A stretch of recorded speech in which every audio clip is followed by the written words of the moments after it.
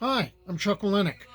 I'm a Ukrainian American, and over there I'd probably be going by my baptismal name of Yaroslav, which most of my friends have shortened to Yari.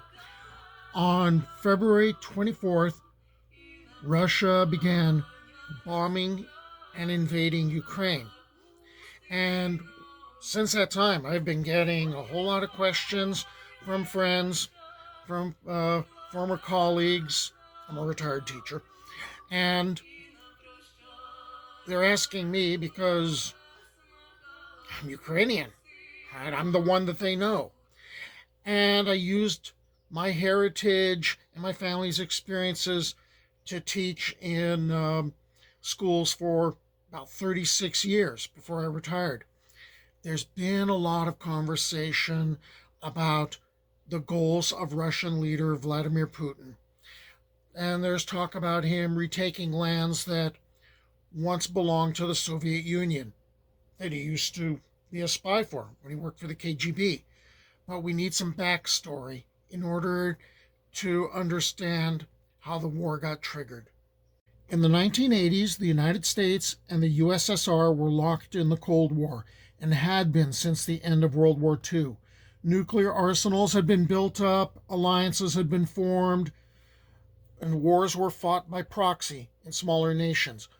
When Ronald Reagan became president in 1981, he greatly increased military spending, and the changing Soviet leadership tried to keep up until 1985, when Mikhail Gorbachev came to power. He called for glasnost, or openness, or freedom of expression, and perestroika, restructuring, allowing limited free enterprise and dismantling the national bureaucracy. He also pulled the Soviets out of Afghanistan, signed new arms control treaties, pulled missiles out of Eastern Europe, and canceled nuclear testing. Now, there had been growing dissatisfaction throughout Eastern Europe because, quite frankly, these command economies that the communists had, they stank on ice. They weren't providing what people needed. And there were more and more people protesting in the streets, demanding more rights. And in January of 1989, Gorbachev basically laid off 500,000 Soviet soldiers. Half of those were in Eastern Europe to prop up the other regimes. And imagine that the people in these Eastern European countries were nervous about can we do anything about these governments? And in March, Gorbachev pledged, no, you do your own thing.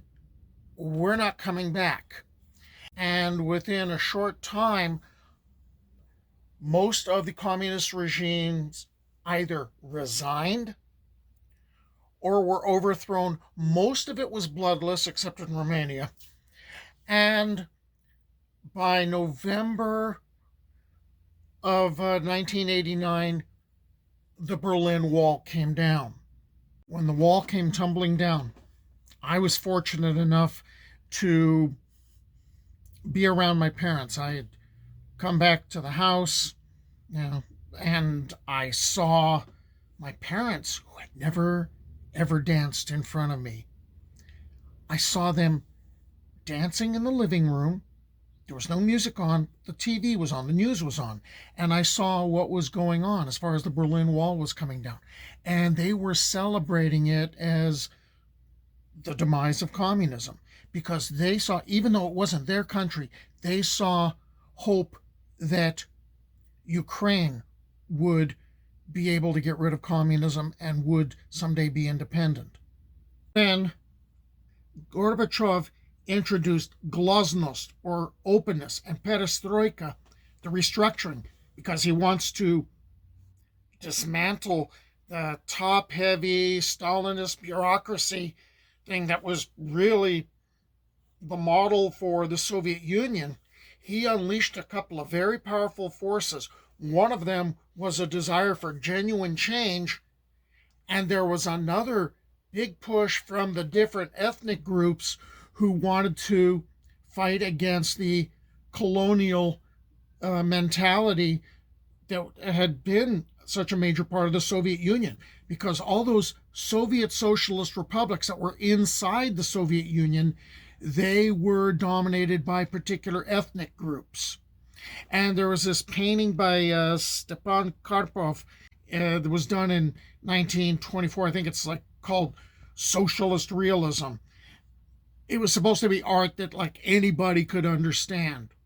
And what it shows is here's people walking out of a castle gate, and there are a bunch of different ethnic groups, and it's a lot of raw Soviet stuff, and all these different ethnic groups, and they're identified by ethnic costumes and stuff like that, except for the really big guy in the front. He's a Russian, and he's this bare-chested guy who's leading the people. Except that's not how people really saw the Soviet Union. These different ethnic groups wanted their independence. So when Germany got reunified in 1990, the Baltic states of Latvia, Lithuania, and Estonia, they kicked up a fuss. They wanted their independence. And also the Russian Federal Republic proclaimed its own sovereignty. On August 20th, Mikhail Gorbachev was supposed to meet with the president of the Russian Federation, Boris Yeltsin, and with representatives of 9 other republics, and they were going to create a new union treaty. And that one involved shifting a lot of the power away from the central authority to the individual republics, and they would be responsible for their own economies, their internal politics, the ability to tax. It also was going to give them the option of whether they wanted to remain with the Soviet Union or whether they wanted to secede. And that led to a panic amongst a bunch of hardliners. And so the day before, Gorbachev and his family were detained at their summer home in Crimea, and they were basically putting out the word that Mr. Gorbachev was very ill. He couldn't come to the phone like ever. And they were basically doing this. The excuse was the country was in danger. Does this sort of sound familiar? Now, the coup architects offered themselves as protectors of order and stability and national unity and all that good stuff, and they were counting on Gorbachev's increasing unpopularity because, hey, change is hard and the economy was taking hits. And they felt that the Soviet people would simply go along and be good little Soviets. But the hardliners were very poorly organized, and within a couple of days, the coup fell apart. Gorbachev had them removed from their various offices, and the Communist Party was banned. Basically, almost all of them ended up imprisoned for a bit, but it's an interesting note that Vladimir Putin ended up pardoning the ones that were still alive. And during the coup, Ukraine and all the other Soviet socialist republics declared independence from the Soviet Union. And by December, actually it was on Christmas Day of 91, the Soviet Union was dissolved. And there were now 15 new countries. The 90s were a period of adjustment for an independent Ukraine. In December of 94, Ukraine, Russia, the United States, and the UK signed the Budapest Memorandum, and that committed them to safeguard Ukraine's borders in exchange for Ukraine giving up its nuclear arsenal. Yeah, we saw how that's working out now. 2 years later, there was a new constitution in place, and there was a new currency, the hryvnia. And the hryvnia actually gets its name from a unit of measure that was used back in Kiev and Rus, and it basically was a torque, which I thought was like really cool. So Ukraine's clearly setting its own course. Now, also in the 90s, the European Union is expanding, and it's going to include a bunch of countries from Central and Eastern Europe that used to be members of the Soviet bloc. And they included the former Soviet republics of Latvia, Lithuania, and Estonia. And there were plans to include Ukraine. Shortly after the breakup of the Soviet Union, NATO is going to go through a huge expansion. And it's going to bring in former Warsaw Pact members, Hungary, Poland, the Czech Republic, and Slovakia, which used to be Czechoslovakia before the Velvet Divorce, where they split into two countries, as well as Romania, Bulgaria, and Albania, which was in the Warsaw Pact for like about 10 minutes. And there were parts of former Yugoslavia, Slovenia, Croatia, Montenegro, and North Macedonia. They joined up as well with NATO, and three former Soviet socialist republics, Estonia, Latvia, and Lithuania. And in 2002, there were plans to bring Ukraine into NATO, or at least there was open discussion about it. But things are not going to go so well. It's kind of like the Lord of the Rings, where the ring isn't destroyed. And then we get into all that stuff, as far as having to actually destroy it because of the idea of world conquest happening. Putin has been lurking around the former Soviet republics. While the Russians were involved in a war with Chechen rebels from 1994 to 2009, Chechens, by the way, are fighting beside the Russians in Ukraine. It has basically reabsorbed Belarus and is using it as a staging platform for its war in Ukraine. It destabilized parts of Georgia, declared them independent in 2008, and while some ethnic cleansing took place there, reabsorbed Abkhazia and former South Ossetia into Russia. The same game plan was used in Transnistria, an unrecognized breakaway state located in the narrow strip of land between the river Dniester and the Moldovan Ukrainian border that is internationally recognized as part of Moldova. This has the advantage of putting Russian leverage on both Moldova and Ukraine. In 2014, Vladimir Putin became much more obvious as far as his tactics. In February and March of that year, Russian troops went into Crimea allegedly to prevent a genocide of ethnic Russians by Kiev.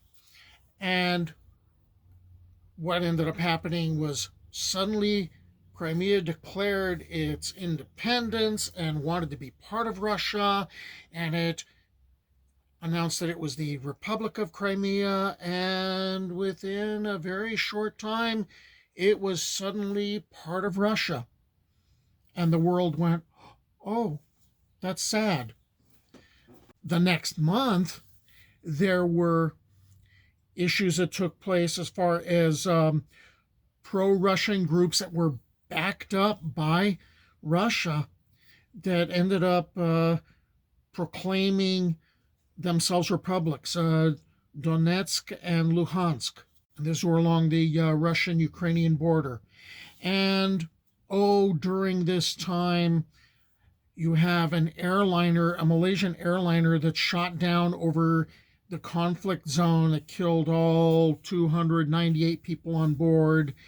And then by August of 2014, there are Russian vehicles, there's Russian weapons, and this is verified by NATO. So now we jump ahead to 2019. Volodymyr Zelensky becomes president, and we're trying to work out arms deals with the United States. And now we've actually stepped into war as of February 24th, 2022. And let's hope that the world does more than go like that. I know, it was another history lesson, but hey, I used to be a history teacher. Now I put stuff up on YouTube. I needed to take a look back at this because I realized in my brain these events were recent. Because I very clearly remember the 1994 Olympics and Oksana Bayul winning the gold, and the Ukrainian flag being raised for the first time at the Olympics, and the Ukrainian national anthem being played. And I was sitting there watching this with my dad and thinking about how his father gave his life for Ukraine and how he ended up being sent to the gulags for fighting for Ukrainian independence. But I realized that's almost 3 decades ago that I watched those Olympics. And I needed to kind of review, even for myself. Here was the course towards independence, and then here's the game of empire that's been taking place since independence was achieved. And I hope this makes it a little clearer, and I hope you visit my channel again. Subscribing would be nice. Until then, Slava Ukraina!